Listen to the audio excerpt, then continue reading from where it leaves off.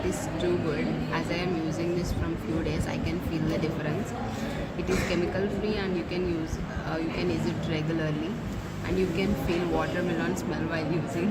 It is made up of Ceramide and Kojic Acid, which will reduce pigmentation. You can see here the tinted flavor over here, and overall I can say it has a perfect lip balm. You can use it as a sunscreen for your lips.